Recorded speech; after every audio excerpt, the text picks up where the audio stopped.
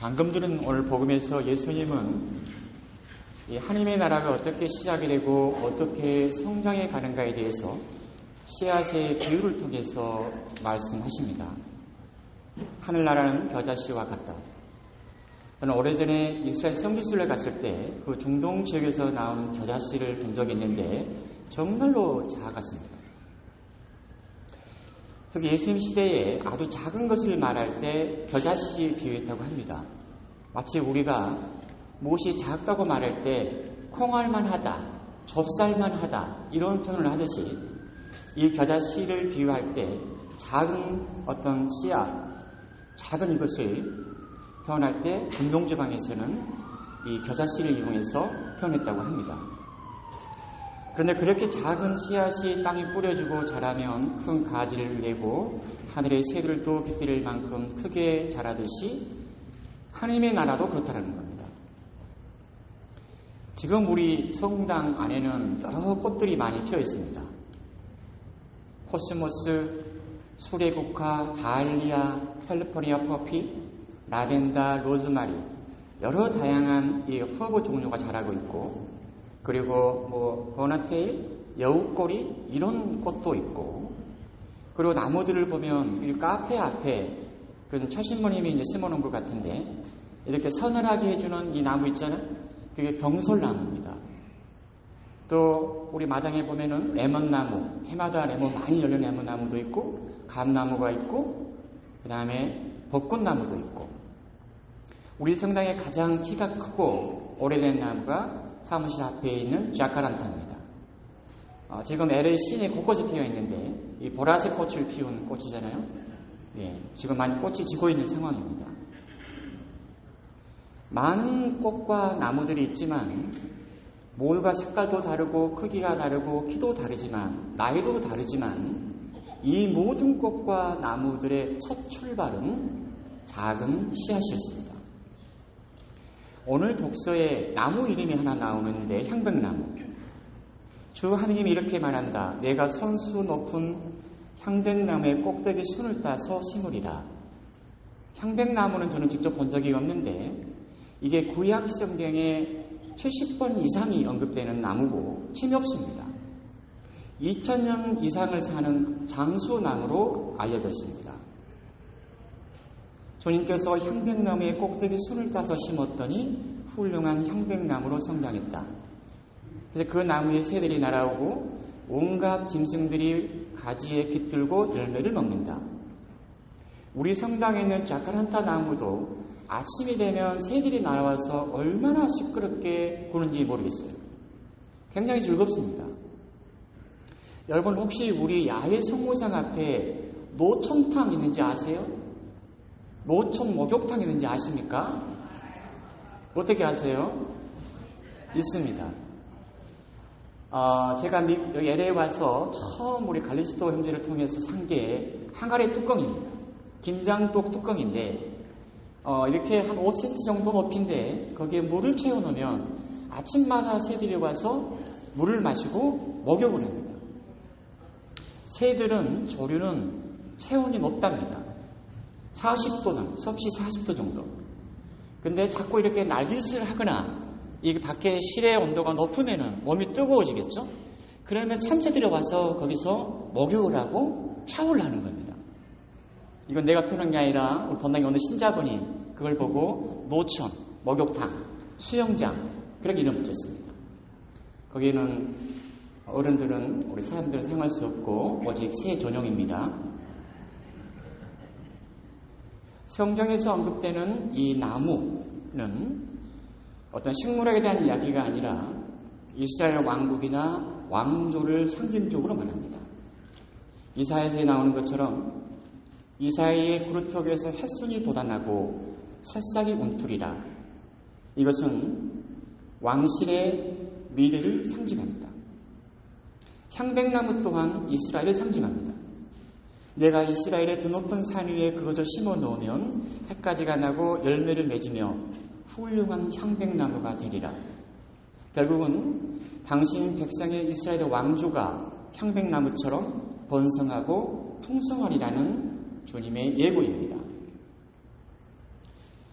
좀 전에 말씀드렸지만 세상의 모든 꽃이나 또는 2000년 이상 사는 나무들이나 모든 나무들의 첫 출발은 아주 작은 씨앗이었습니다.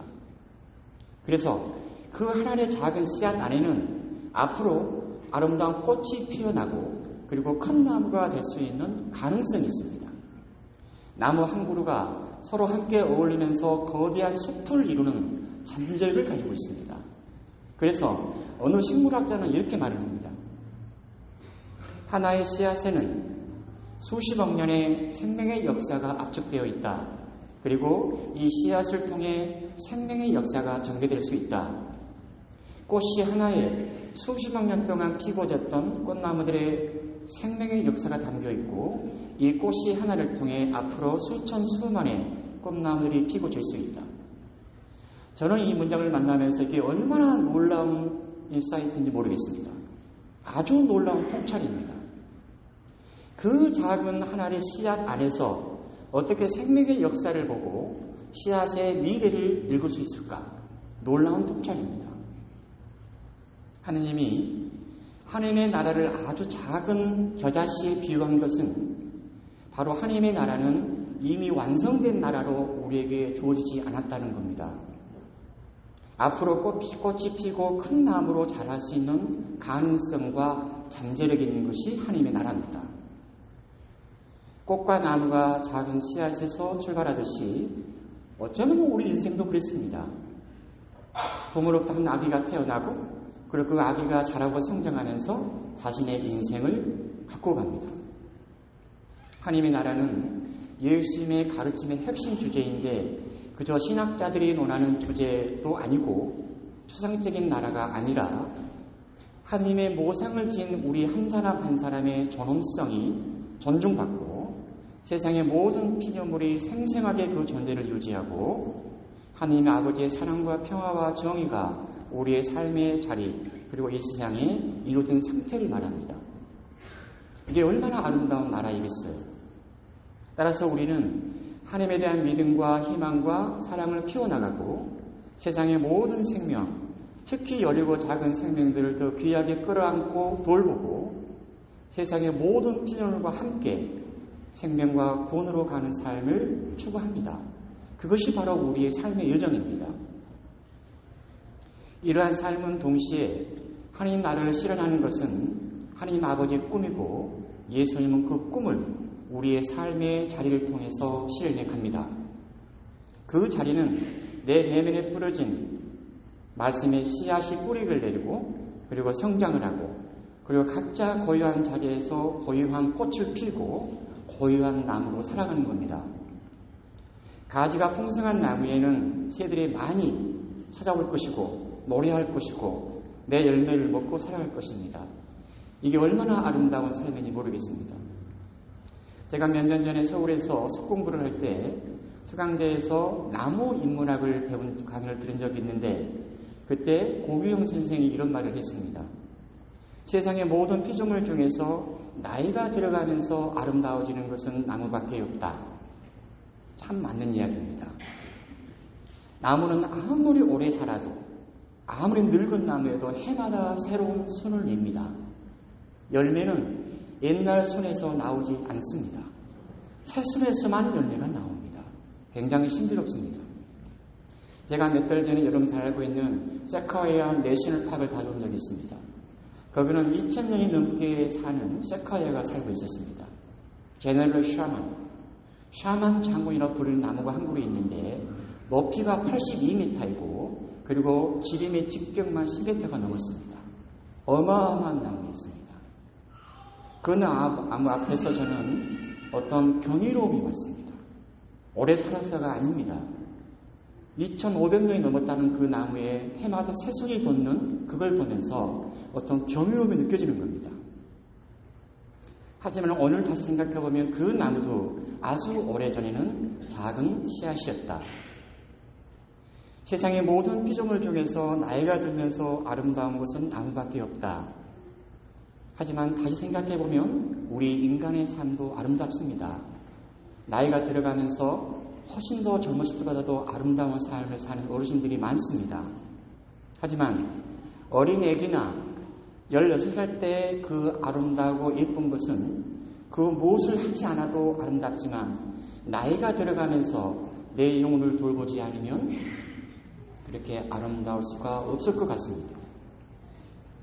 오늘 아버지 날을 맞이해서 우리 아버지들에게 시 하나 읽어드리고 싶은데 많은 좋은 시간 많은데 나무와 관계등을 찾다 보니까 이게 제 눈에 들어왔습니다.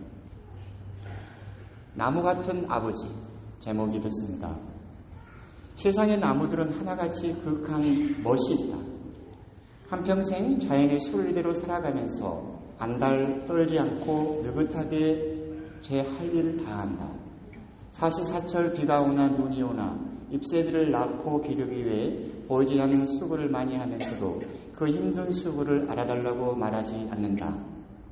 지극정성으로 기른 정들었던 잎새들, 때가 되면 훌훌 떠나보내면서도 속 울음이야 오죽했으랴만 겉으로는 눈물 보이지 않는다. 나도 앞으로는 나무를 조금씩 닮고 싶다. 자식을 품 안에 낳고 기를 때와 미련 없이 떠나보내야 할 때 이 둘을 구별할 줄 아는 나무 같은 아버지가 되고 싶다. 정연복이라는 시인이 쓴 글입니다. 제 생각에는 우리 아버지들은 삶의 자리에서 아버지로서 잘 살아오셨습니다. 즉 자식이 떠난 자리에 때론 찬바람이 횡 불어올 수도 있고 한 해 한 해 달라지는 몸과 삶의 무상을 느끼기도 하지만 우리 아버지들은 아버지의 이름으로 살아오셨습니다. 오늘 하나님 아버지께서 우리 아버지들을 축복해 주시기를 청합니다. 아버지의 이름으로